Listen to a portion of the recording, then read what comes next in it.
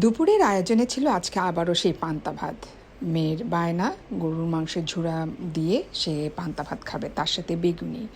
তো যেই কথা সেই কাজ, আমি গুছিয়ে নিয়েছি সব কিছু। পান্তাটা আগেই ভিজিয়ে রেখেছিলাম এবং তারপরে মরিচ ভর্তা বানিয়েছি, একটু কাঁঠাল বিচি ভর্তা, একটু কলমি শাক, পেঁয়াজ আলাদা করে দিয়েছি, আর পান্তা ভাত, তার সাথে বেগুনি আর গরুর মাংসের ঝুড়া। এগুলো আমি সব মোটামুটি আগে থেকে একটু প্রিপারেশন ছিল, সে আমাকে আগে থেকেই বলাতে আমার মোটামুটি প্রিপারেশনটা রেডি ছিল।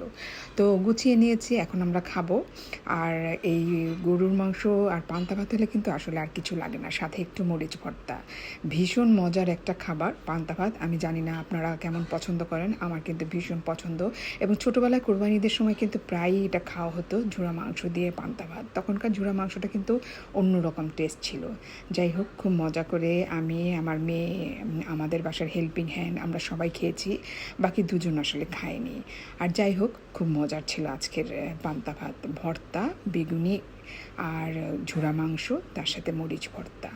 অসাধারণ একটা লাঞ্চ করেছি আজকে। আর পান্তা ভাত খেলে তো আসলে ভীষণ রকমের পেট ঠান্ডা হয়ে যায়।